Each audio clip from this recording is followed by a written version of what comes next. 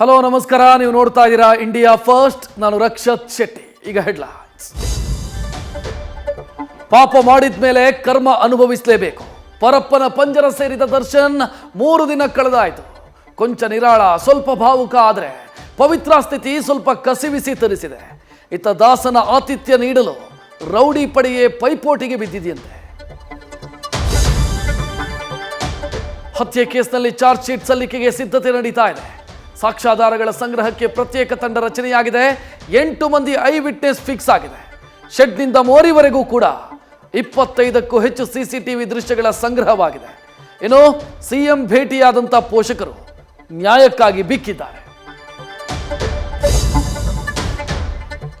ಇನ್ನು ಅಣ್ತಮ್ಮ ಸ್ಟೋರಿ ಏನಾಯಿತು ಅಂತ ನೋಡಿದ್ರೆ, ಸೂರಜ್ ವಿರುದ್ಧ ರಿಮಾಂಡ್ ಅರ್ಜಿಯಲ್ಲಿ 11 ಅಂಶ ಉಲ್ಲೇಖ ಆಗಿದೆ. ಇತ್ತ ಅಣ್ಣನ ಪಕ್ಕದ ಕೊಠಡಿಯಲ್ಲೇ ಪ್ರಜ್ವಲ್ನ ವಿಚಾರಣೆ ನಡೀತಾ ಇದೆ. ಜೊತೆಗೆ ಮತ್ತೊಂದು FIR ದಾಖಲಾಗಿದ್ದು ಪ್ರೀತಮ್ ಗೌಡಗೂ ಕೂಡ ಸುತ್ತುಕೊಂಡಿದೆ.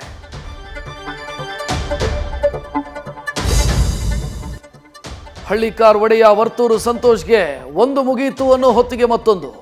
ಈಗ ಪ್ರಾಣಿಗಳ ಸಾಕಾಣಿಕೆ ನಿಯಮ ಉಲ್ಲಂಘನೆಯ ಆರೋಪ ಕೇಳಿಬಂದಿದೆ. SPCA ಆಫೀಸರ್ ಕೋರ್ಟ್ ಮೆಟ್ಟಿಲೇರೋದಕ್ಕೆ ಮುಂದಾಗಿದ್ದಾರೆ. FIR ಆದರೆ ಬಿಗ್ ಬಾಸ್ ಸ್ಪರ್ಧೆಗೆ ಸಂಕಷ್ಟ ಎದುರಾಗಲಿದೆ.